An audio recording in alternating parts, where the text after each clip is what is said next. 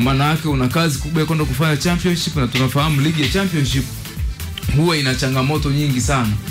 Mpaka uje ufanikiwe kupanda. Historia zinatuonyesha ni timu nyingi sana ambazo zilikuwa ziko vizuri, lakini baada ya kushuka hazijapata hiyo nafasi ya kuweza kurejea kwa wakati. Mfano au kina African Sport, Pamba Jiji ya Mwanza imepita miaka mingapi mpaka imekuja kupanda, lakini tunaona kina Biashara namna ambavyo na struggle. Ruvu Shooting ndio kama hivyo, unaona Stand United yes iko hivyo. Kwa hiyo kuna namna ambavyo hizi timu ambazo ziko katika chini zaidi zinapambana sana ziweze kupata matokeo, hasa katika mechi ambazo zimesalia takriban mechi 4 mpaka 3 kwa baadhi ya timu ziweze kusaidia. Lakini mechi nyingine ni Mashujaa dhidi ya Tabora. Tabora United miongoni mwa timu ambazo zina kikosi bora sana, lakini ni kama walifanya biashara yao asubuhi sana, na ukiwapigia mahesabu Tabora nafasi ambayo waliopo hivi sasa, yani ile nafasi wakifungwa mechi zote hawashuki pale walipo, wakishinda mechi zote hawapandi pale walipo. Yani hakuna stage ambayo inawafanya. Kwa hiyo wapo tu hao. Wapo tu pale. Sasa ukiangalia timu ya namna hiyo inapokwenda na timu ambayo yenyewe malengo yake ikishinda mechi inawezekana ikapanda, na isiposhinda inawezekana ikashuka zaidi, maana yake unaona malengo mawili tofauti. Kuna timu zingine huwa zinaanza msimu kabla ligi kumalizika. Yeah.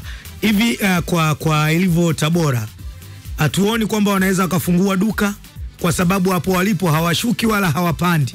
Duka kwa maana gani? Kwa maana ya wakaanza kuuza asali kwa matokeo yao hayo ambayo hayawashushi wala hayawapandishi, wakapa nafasi wengine ambao wako mahututi. Wanauza biashara zinafanyika hata sasa hivi. Hapana, haiwezi kuwa hivyo. Haiwezi kuwa hivyo.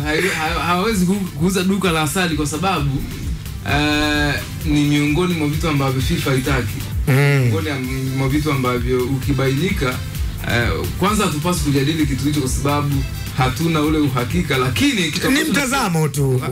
Katika mtazamo wako uko sahihi, lakini mtazamo wangu mimi nafikiri tukicheza mfano the dream team AFM tukafungwa labda na Makole Academy, sio tukafungwa labda na Makole Academy, tukishafungwa na Makole Academy, mchezo wa marejeano ndio atakaye kuwa amejiandaa zaidi ndio atakayefanya vizuri, sisi ambao tumefungwa mechi ya kwanza. Kwa hiyo maana yake ni nini?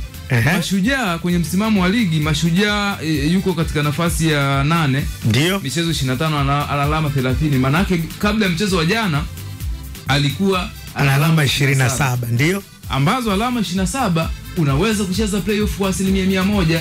Okay, si alama kuanzia alama 31 ni alama ambazo huwezi kucheza playoff abadan. Kwa bado ana uhitaji. Kwa alikuwa bado ana uhitaji dhidi ya Tabora ambayo tumesema Tabora nafasi aliyopo hawezi kwenda juu wala hawezi kushuka chini.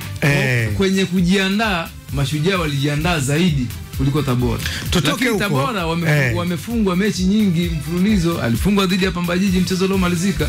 Pamba katika mazingira hayo ya kutaka kutoka chini zaidi. Tutoke huko tuangalie mchezo ambao ulikuwa ukisubiriwa kwa hamu, mchezo ambao ulikuwa ukiwa na sura nyingi kwa wakati mmoja.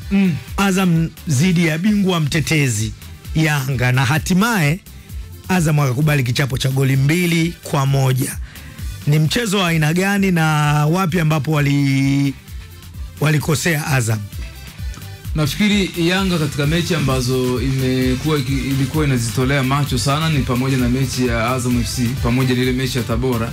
Mechi ya Tabora pamoja na mechi ya Azam FC ni kama Yanga amejiandaa kama vile anavyoenda kucheza hatua za robo finali za ligi ya mabingwa ama kombe la shirikisho. Maana hana shirikisho. Kwa maana ya maandalizi jinsi ambavyo yalikuwa yanafanyika nje ya uwanja, commitment kwa viongozi, kuongea na wachezaji, unaona kabisa ni timu ambayo ina uhitaji wa ubingwa, na miongoni mwa timu ambazo zina wachezaji wazuri ambao wanaweza kuwastopisha timu yoyote hapa Tanzania ni Azam FC. Lakini matokeo ya kwanza, Azam FC ni miongoni mwa timu ambazo zilifanya Yanga kuwa katika wakati mgumu sana, na pengine hata safari ya Yanga katika anga la kimataifa ikawa changamoto. Kama tunakumbuka vizuri, baada ya Azam FC kuifunga Yanga, Tabora nao wakaja wakafanya hivyo. Yanga kuelekea nafikiri mchezo wa kwanza kabisa wa hatua ya makundi dhidi ya Al Hilal Omdurman, Yanga ilitoka kupoteza back to back katika michuano ya ligi ya ndani ya ligi. Kwa hiyo hasira za Yanga kutolewa katika michuano ya kimataifa ni dhidi, yani story yao mbaya ama matokeo yao mabovu yalianzia kwa Azam FC na kwa Tabora. Kwa namna ambavyo Yanga walikuwa wanaziendea hizi mechi katika hatua ya marejeano ni kwa umakini zaidi. Wanasema Waswahili wanasema mlandizi huwa anasahau lakini mla maganda huwa hasahau.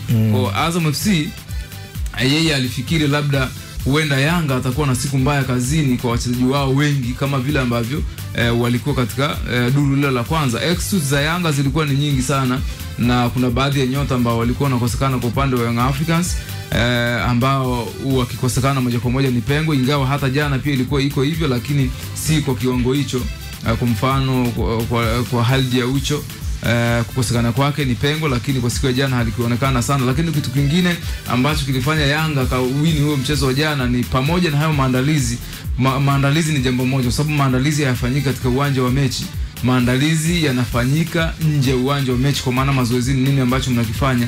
Baada ya kufanya hicho ambacho mmekubaliana mazoezini, mnakwenda kukionyesha kile ambacho mlielekezana mazoezini. Kasi ya mchezo kwa wachezaji wa Yanga, nafikiri jana Yanga walichagua kasi zaidi kuliko kitu kingine na kuwa na usahihi katika matendo. Goli la kwanza unapaswa kumsifia sana Pacome Zouzoua. Ni miongoni mwa wachezaji wachache sana katika ligi hii ambao wanaweza wakafanya umaliziaji kama ule ambao alifanya Pacome Zouzoua, mpaka ikamsababishia yeye kuumia. Speed ya hali ya juu, kukimbizana na mpira ambao unatumia upepo.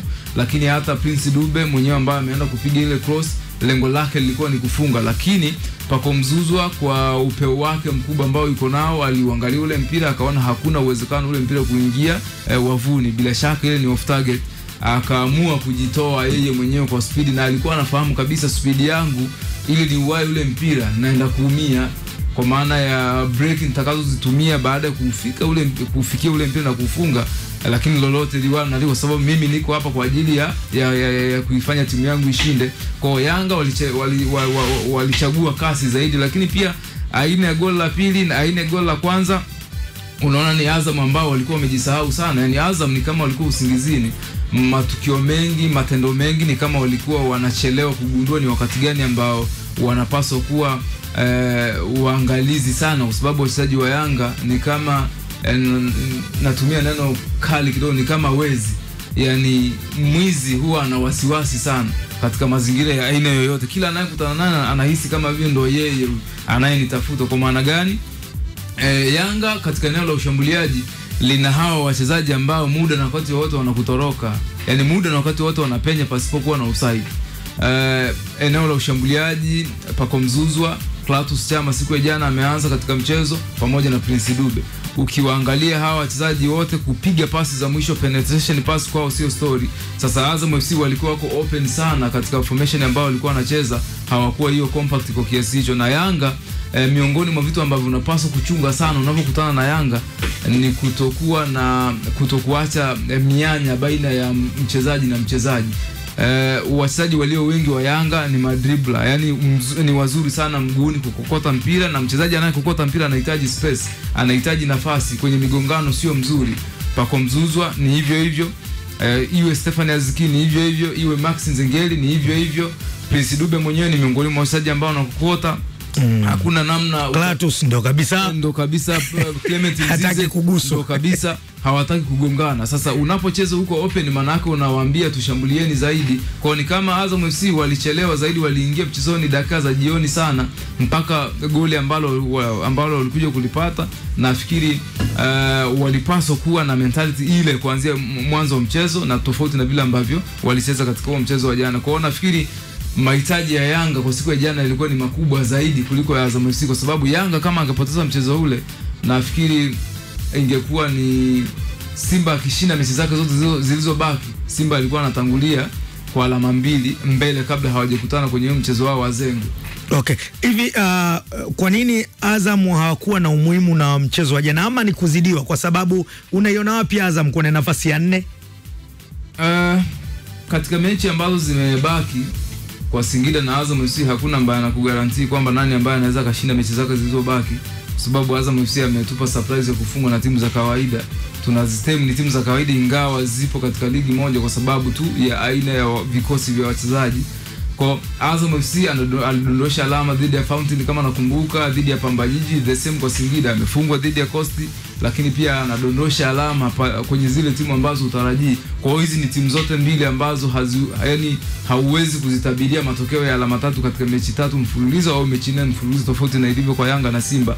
Kwa nafasi ya 3 na ya 4 mpaka hivi sasa tuendelee kusubiri katika mechi ambazo zimebaki, kwa sababu tofauti ni alama moja na kila timu ina michezo zaidi ya michezo minne sasa na alama 12.